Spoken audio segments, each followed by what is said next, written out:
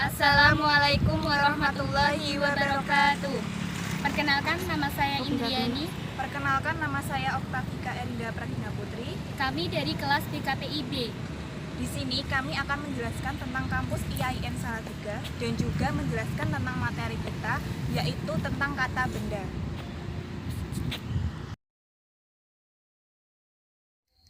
Institut Agama Islam Negeri Salatiga atau biasa disebut IAIN Salatiga merupakan institut agama Islam yang berada di kota Salatiga.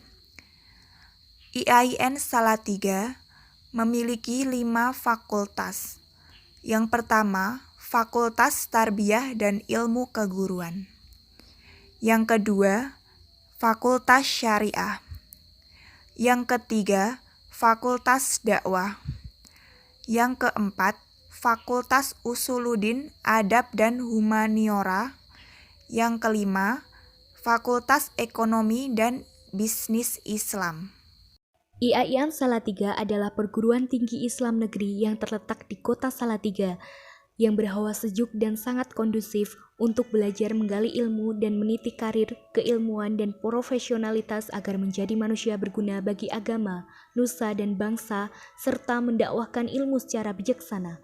IAIN Salatiga berusaha memberikan jaminan mutu proses dan output pendidikan. Lulusan IAIN Salatiga bisa memasuki dunia kerja dan keilmuan dengan kompetensi yang tinggi dan karakter serta akhlak yang baik.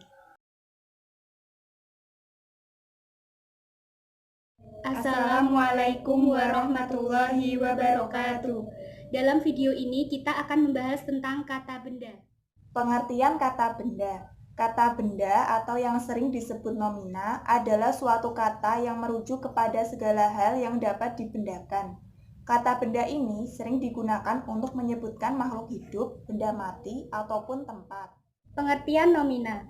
Nomina merupakan kata benda yang dalam bahasa Indonesia itu ditandai oleh tidak dapatnya bergabung dengan kata tidak. Misalnya kata rumah. Nomina sebab tidak mungkin dikatakan tidak rumah. Nomina juga dapat berfungsi baik secara subjek atau objek dari klausa. Pembagian nomina. Nomina itu dapat dilihat dari 3 segi, yaitu semantis, sintaksis, dan bentuk. Dari segi semantis, nomina ini adalah kata yang merujuk pada nama seseorang, tempat, atau juga semua benda dan segala yang dibendakan. Yang kedua yaitu dari segi sintaksis. Nomina ini yaitu menduduki posisi sebagai subjek, objek atau juga pelengkap di dalam kalimat yang predikatnya itu verba. Tidak dapat atau bisa diingkarkan dengan kata tidak dan juga umumnya dapat diikuti oleh adjektiva, baik itu secara langsung atau juga diantara oleh kata yang. Dari segi bentuk, nomina ini dapat dibagi menjadi nomina dasar serta nomina turunan. Ciri-ciri nomina atau kata benda. Adapun ciri-ciri nomina diantaranya yaitu yang pertama, dapat atau benar diperluas dengan menambahkan yang ditambah kata sifat. Contohnya ialah seperti rumah yang bagus. Yang kedua, dibatalkan dengan kata bukan. Contohnya seperti bukan meja. Di dalam sebuah kalimat itu dapat berkedudukan sebagai subjek serta objek. Contohnya seperti Dodi membeli sepatu baru. Dalam kalimat tersebut, kata Dodi serta sepatu merupakan kata benda. Macam jenis nomina atau kata benda. Berdasarkan jenisnya, kata benda dibagi menjadi 2, yaitu kata benda konkret dan kata benda abstrak.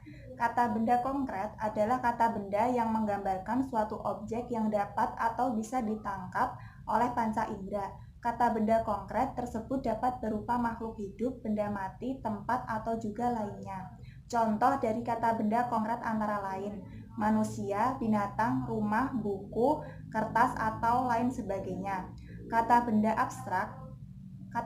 abstrak ini merupakan kata benda yang tidak dapat ditangkap atau juga dikenali oleh panca indera manusia. Kata benda abstrak ini dapat berupa keadaan, nama sifat, ukuran, dan lain-lain. Berdasarkan pembentukannya, kata benda dibagi menjadi 2. Yang pertama, kata benda dasar. Kata benda dasar adalah kata benda yang menunjukkan identitas asli ataupun juga identitas awal dari suatu hal yang bisa atau dapat dibendakan. Kata benda dasar ini tidak dapat dijabarkan atau juga dijabarkan ke dalam bentuk yang lebih sederhana. Yang kedua yaitu kata benda turunan. Kata benda turunan adalah kata benda yang terbentuk dari kata benda dasar dengan melalui proses pengimbuhan atau afikasi, pengulangan atau juga pemajemukan. Contoh nomina dan penggunaannya. Seperti yang sudah dijelaskan, kata benda digunakan sebagai subjek serta objek di dalam sebuah kalimat. Berikut contoh penggunaan kata benda dalam sebuah kalimat. Budi membeli sayur, Ani menjaga toko, hotel itu sangat bagus, kami akan pergi ke sebuah perumahan, pulpen itu milik David, pedagang itu sangat ramah, saya pergi ke pasar tadi pagi, kami sedang mencari buku yang hilang, anak itu sangat lucu, mobil dapat melaju lebih cepat daripada sepeda. Yang dapat kami sampaikan, kurang lebihnya mohon maaf. Terima kasih. Wassalamualaikum warahmatullahi wabarakatuh.